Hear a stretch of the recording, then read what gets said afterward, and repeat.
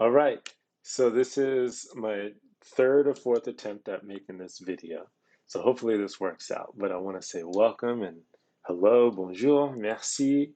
Thanks so much for taking this time to listen to me for a couple seconds. I wanted to try to talk to you a little bit about this unit that I just put out the other day that I created over the last couple of years, really like year and a half. I've been piecing this together along with several other units that I've created and just materials that I've been building. So just to start out, again, my name is Ben Tinsley. I'm the creator of Afro Franco, and I teach modern languages. I teach French, and I focus everything I do on applied diversity, equity, and inclusion, meaning that we center Black and Brown people in my classroom every day, and other historically marginalized identities as well.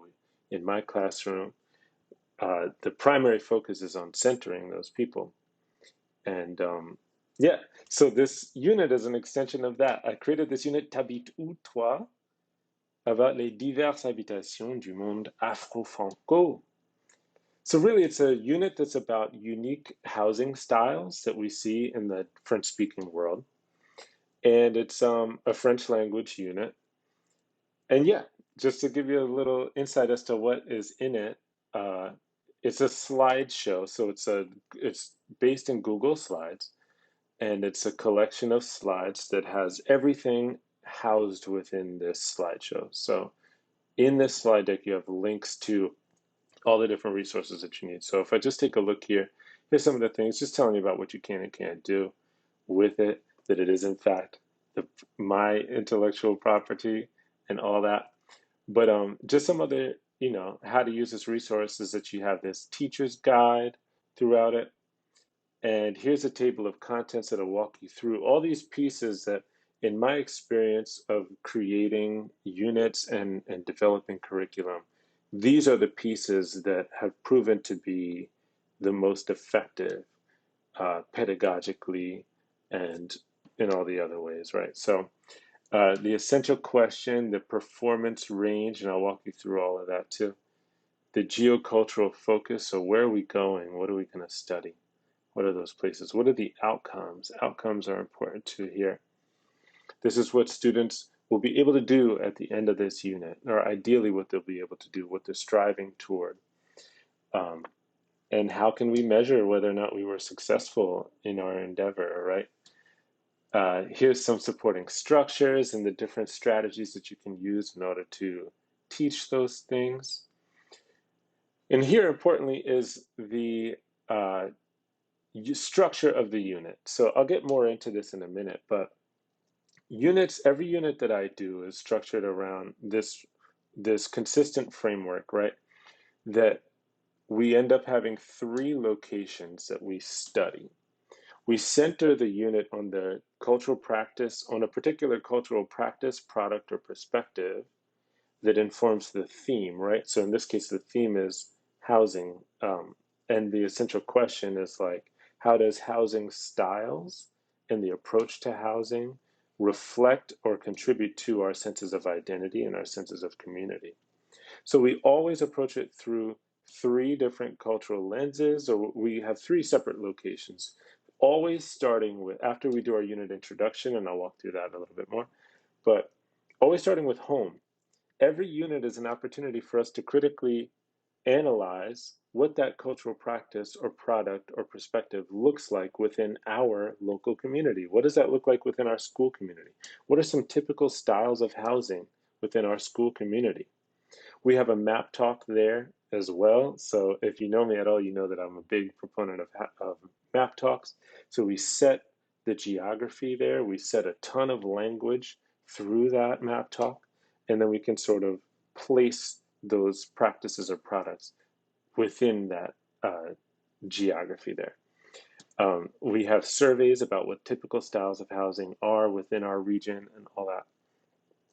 We have some cool, fun activities here. It's like our dream house. This is an activity I've done with several classes that has always been a hit, where we're going to try to buy a house together. We're looking at houses. We're using Zillow or Redfin or Realtor.com or any one of those sites. And so we as a class, all in the target language, we're going to talk about what does our dream house look like, how many rooms, how many this, that, and third. What's our budget? How far do we want to be from school? How much of a consideration is that? Like, what's our trajet? What's our commute going to look like? And those sorts of things. And we end up going through and we find three houses that we like and very much in the style of house hunters. We're going to have to decide which one we're going to buy together, right? Which house as a class we're going to buy. So it's a blast. Then they go on to do this other sort of love it or list it style thing where, as a teacher, I say, hey, I'm thinking about moving. I'm looking at the following three places. These three groups, y'all need to find me a house.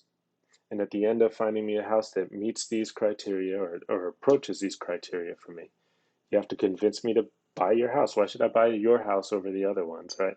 So the kids are collaborating. We'll talk more about what that means in a little bit. But yeah, so all those things happen within that first sort of sub unit of location one, which is home. And then we go into La République Centrafricaine. As you see here, that's our second location. And we have this similar sort of framework there. Start out with a map talk, so we set our geographical um, awareness and all that. There's a quiz that accompanies that map talk. And as you see, there's quizzes here attached to each one of these other little pieces. Just a quick note on those quizzes is that they're there for the purpose of assessment, right? Of course, we want to see the extent to which students were able to demonstrate comprehension, but they're also there to foster this sense of competency, right? They're relatively easy quizzes in that if you're there and focused and paying attention throughout that part of the unit, that you're likely to be really successful on that quiz. So once kids are seeing early on, like, here's this country, here's this region, here's this cultural practice or product that I've never otherwise heard of, but I just aced this quiz on it, that's going to foster further growth for them. So all those quizzes are here, and they're actually Google Forms. They're force copied. So once you click that, it'll have your own. You won't have to go through the results of every other teacher that's purchased this unit. So we have that map talk of République Centrafricaine. We talk about les huttes. And in that map talk, sorry, we also talk about the different ethnic groups, and one ethnic group in particular that lives not just in this country, but in this region of Central Africa. And it's an ethnic group that happens to be facing some particular issues and some threats to their livelihood. Uh, and so the students will learn about that. Then we talk about their particular style of housing, les huttes. And it's important to note that, like, les huttes, it lends to a stereotype of people from Africa, but this is specifically this ethnic group, right? We're going to look at how not every ethnic group lives in les huttes, but they do exist, right? They exist and they're important. And they're people, and they're people first. Excuse me, they're people first. So we have a short script about that, and all of this is embedded in the thing. I'll show it to you in the slide deck. Here's a quiz about that. And then here's what we call an authentic source, right? An authentic source is in the target language, and it was not designed for language learners, right? So it's about that specific thing. It talks about la déforestation and the issue of how that is affecting this particular ethnic group, and specifically how it's affecting their access to housing. And so it's a short article with a video that accompanies it. And here's a quiz too. Again, that quiz is designed to sort of be an anticipatory thing that engages the students, that gives them a purpose for engagement with that text from a literacy standpoint. That's how they're going to be able to know what it is that they're looking for. So in that part, I have suggestions as to how, you'll see in these speaker notes section right here, I have suggestions as to how a teacher might want to approach that. So what I like to do is, as a class that day, we're going to have an interpretive task. And so we'll start out by looking at the questions together, and we're just going to make sure that we all understand what the questions are asking.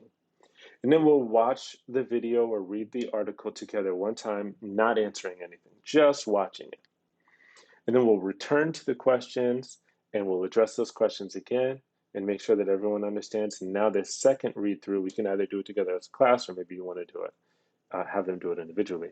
But they're going to read through and or watch the video and try to answer those questions. And then we'll go over the questions, the ones that are true, false. A lot of times I'll have them rewrite those false questions those false statements in order to make them true, and seeing the many ways that you can sort of alter a sentence. So it's just this like repetition of input that's in the context, right, that makes sense for them. And again, the sort of broader global literacy that's happening all throughout. So that's location 2. Location 3 is the exact same framework, right? So we have our map talk, a quiz. We talk about another particular style of housing here. And this one is related very closely, or it deals with this idea of rites of passage. So the students are able to come back and analyze what are some rites of passage with which we are familiar in our own school community, right? In our own local community. What is the age range in which people tend to go through these rites of passage? What do they represent? All of these things can happen and have happened and will happen in the target language. But the very few moments in which you have to sort of stray from that, it still is this deepening of their cultural and of their interculturality and their intercultural proficiency. So we have the script about that. We have the quiz that's about that cultural practice or product, or what I call CPPs.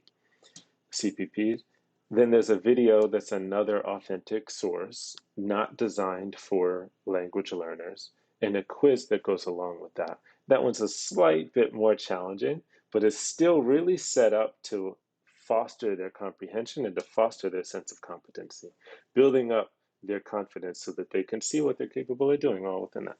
So all of that is the formative section of the unit that has everything there. And I'll show you in a little bit, again, how the speaker notes have these like suggestions as to things that you can do with it. Each one of these little sections, you can spend 3 days on a map talk. One day where you're just exploring and asking questions and going through and circling those questions. So is this a river? Is this a mountain range? You know, those sorts of things. What's the capital? How far is the capital from the coast? You know, what is the nearest body of water to this city? Why is there a city located here? That's a fun one because kids like to bring to make that connection to access to bodies of water, and that's how cities typically have developed it throughout history. So again, that's the formative section of this, and you have all these like formative assessments that you can do throughout. And then you get to this part here, which is the summative activities and assessment. Now, part of the beauty of the way how I design these things, if I can toot my own horn for a second, is that there's all kinds of options. You don't have to use every bit of this. You can sort of pick and choose based on what the needs are of your class, based on the performance level, based on the taste, based on the learning styles of your students. So I have 2 options, and you can do both, or you can do one or the other. But one is just a story. A summative story in the style of TPRS, where you can ask this story, and here's the script to it. And you do the story asking that can take place over the course of, you know, however many days. And that story script is designed, if you know this much about TPRS, is that when you design a story, typically there are 3 locations in that story. In the first location, a problem is established. In the second location, there's an attempt to solve that problem, but that attempt is unsuccessful. And then in the third location, that's where the problem is solved. So our units are designed with 3 locations in mind. And so what ends up happening throughout that story script, throughout the development of that story, is that students are using their prior, it's designed specifically to access their prior knowledge to drive the logic of the story. Students will know and will be able to make predictions about the next steps in the story based on what they've learned, right? So they'll know, oh, this person's probably going to go, this character's probably going to try to go to this part of the world because they're looking for something that fits what we've studied, right? And in this case, again, it's about typical housing, or not typical, but unique housing styles. Then within that, so there's an interpretive quiz that goes with that script. There's also a parallel story script. So after you've asked that first story, the primary story that has a ton of detail and all that, then there's a parallel story about another character who has a certain amount of things in common with the original story character, protagonist, but then some other sort of subtle nuanced differences. And so what I've done with that is that after we've done the initial story and we've taken our time and I've circled and I've gone through a million times what that story is, I have this parallel story and I tell the students, I'm only going to read it to you twice. And so I read it relatively slowly, but I read through that parallel story twice. Then their interpersonal task rather, is to take this Venn diagram and with a partner in small groups, they're going to do this comparative analysis. What are the things in common between those two characters? What are the things that each character does uniquely? Or what parts of the story are unique from one another? And these are things that can happen even at like a novice mid-level where kids can pick certain parts and be like, l'Afrique centrale, pointing to a particular part of that Venn diagram and agreeing or disagreeing with gestures, oui, non, whether or not that's something that those characters have in common or that's something that is unique to each individual character. And then if that can grow in terms of its level of sophistication depending on the proficiency, the interpersonal proficiency level of that class or those students. So that can happen at any level.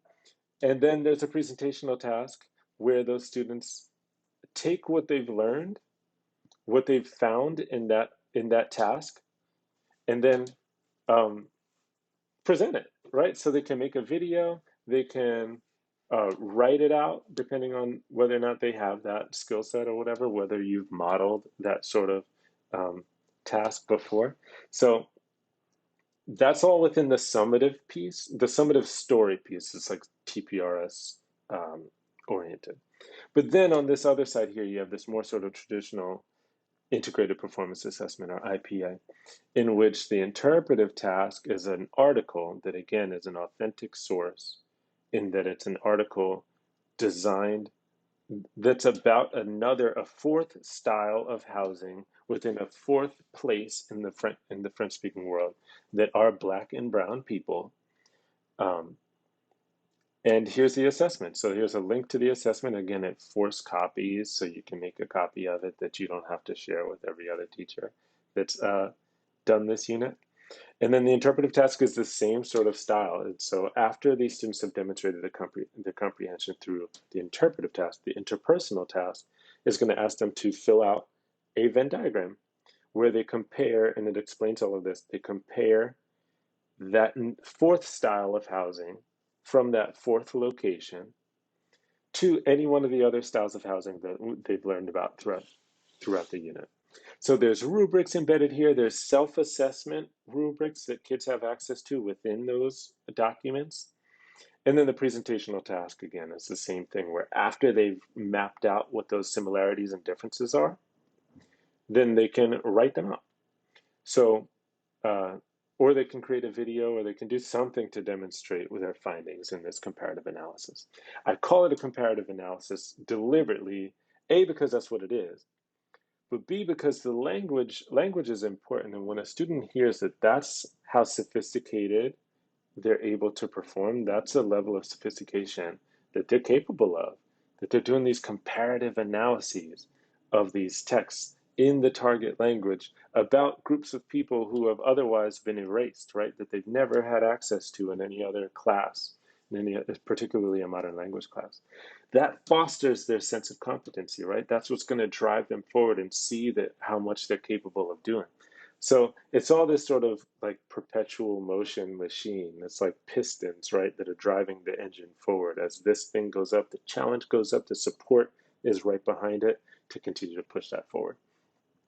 So I just wanted to show you, here we start the student-facing slides where, everything is there. You have the essential question. The students are aware of what their outcomes will be. They'll have opportunities to reflect on that. I also have this part right here. My master's is in literacy, so I do a lot of literacy work, and the training that I've had as a reading specialist, the ways in which I've been able to apply that to the modern language classroom. So le tableau SVA is the French version of a KWL chart you may have heard about before, but it's such a crucial part of the unit building process in which the students are starting from a place of inquiry, right? So we want to know, qu'est-ce que nous savons déjà? We're going to access their prior knowledge And it doesn't matter, it can be anything. It can be in the shared language in English, or it can be, whatever. But it what do we know already about this topic? What do we know already? They know that they're going to see like housing in Central Africa, what and in Mayotte. So what do they already know about that? It gives us an opportunity to sort of like critically analyze also what we think we know. And then the second part, the V portion, is qu'est-ce que nous voulons savoir ou découvrir? Qu'est-ce que nous voulons apprendre? That's where this like critical or this sense of inquiry comes from. And here you can see in the presenter notes I have these suggestions. Here's you can print out your own tableau and distribute them to the students. Here's also Webb's depth of knowledge question stem. So for that particular portion where we're asking questions, what do we want to find out in this unit? Here's some question stems that will help foster those questions that we'll answer. And then finally, at the end of the unit, after we've done everything, we come back and say, what did we learn? To what extent were we able to respond to those questions that we created in the beginning of the unit? So it's the students sort of driving that inquiry and that intellectual curiosity that's going to make them lifelong learners. And we'll get back to that in just a second. So here, again, you have the chez nous. We're going to do a map talk of our local region and all that. You can create the short true-false quiz. Talk about different styles of housing. Here's some of those activities that we talked about. Here's an introduction to the map talk. If you click, this is a hyperlink, right? This will take you to Google Maps already in the target language. You can read that script to offer the quiz, all those sorts of things. Here's the the map talk script that you can use as a reading exercise after you've done all that. The CPP talk, here's a video that you can show this one happens to be silent, but it shows the construction of this particular type of housing, and so on and so forth. So that's the unit. Those are all the elements. Everything is right there for you. And if we could just take a look at the things that we're able to hit, and then I'll wrap this up, right? So ACTFL core practices, what are the things that the American Council on the Teaching of Foreign Languages hopes to see or encourages us to do in our modern language classrooms? To facilitate target language comprehensibility, well, we're approaching this from a comprehensible input approach, right? Through a comprehensible input perspective. So students and teachers speak, listen, and write, read, view, create in a target language. We're able to do all those things because we're using CI and, students are understanding we're using common language, we're establishing meaning to language and all that. We're guiding learners through interpreting authentic resources. Again, we're using these real articles, right? These students are looking at these articles that were designed not for language learners, but we're scaffolding so that they can do something with that knowledge. We're designing oral, interpersonal, communicative tasks, communication tasks. So again, those formative and summative activities in which the students are filling out those Venn diagrams, not to mention the regular circling that's happening throughout and the engagement that we're doing throughout everything. Planning with a backward design model. We have our outcomes in the beginning. We started with our outcomes. What do we want students to be able to do? In these different modes, I have 5 modes really. So intercultural is divided into investigate and interact. But otherwise, we start with our things, right? And we can self-assess. Students can self-assess. Teachers can assess to what extent were we actually able to get, whatever percentage of our classroom to that goal. Teaching grammar as a concept, there's no real strict grammar instruction here other than where it applies in context. So when you describe a place as a place that was a colony and is now a department, or was a colony and is now an independent country, I don't have to have a lesson specifically on the difference between the imparfait and the présent. I just have a context to ask, like, is this currently a colony? No, it's not currently. It was a colony. When did it become, right? It became, I don't have to have a lesson on Vandertramp, right? It's just est devenu, right? That's just a thing in context. And then providing oral feedback, right? So to have these rubrics that are embedded through every part, where the students are able to get feedback as to what it is they're capable of doing, orienting it toward their strengths as opposed to looking for ways to say that they're doing something wrong. So that's core practices. I'm going to go through super quickly world readiness standards. I won't even have to explain all this to you, but within our unit, are we able to foster communication? Are we able to have students interact with cultural competence and understanding? Are we able to have students connect with other disciplines and acquire information and diverse perspectives in order to use the language to function in academic and career-related situations? Are they making language comparisons and cultural comparisons to develop insight into the nature of language and culture in order to interact with cultural competence? And then are we fostering a sense of community that students communicate and interact with cultural competence in order to participate in multilingual communities at home and around the world? So we have our school and global communities. Again, you saw we start every unit by analyzing our own practices and what those practices may look like within our class community, within our school community, within our local regional community, our city community, all that. And then the lifelong learning. That happens when they see that they're competent. That happens when they see that these are real people who exist in the world who matter. And when they go out into the world and then inevitably end up meeting people from these different places, or see that this issue of deforestation doesn't only affect the Baka people, right? That's not something that's limited to them. So this lifelong learning and to understand the application of that knowledge beyond Mr. Tinsley's classroom is what we're trying to foster from day one. So that's world readiness standards. We also have the 21st century skills map, just looking at some of the 21st century skills as the 21st century partnership partnered with ACTFL to show what those different skills are. Here's communication, and you can read through this. I can link all these things also in this video. Communication, we have collaboration, to what extent are students collaborating, working together to help you find a new house? To see what the underlying cultural values are between the different housing styles, or underlying cultural values are in rites of passage. Critical thinking and problem solving, again, embedded within the story itself, is that students are using their background knowledge to make predictions about where the characters might go. So problem solving using the higher order thinking. Creativity and innovation, again, that they're trying to convince you to buy a house in a particular place. Information literacy, we're using like internet articles and all that. Students are using technology throughout Google Maps. Media literacy, when we look at these articles, we're asking questions like, who wrote this? For whom did they write? Who was the intended audience, right?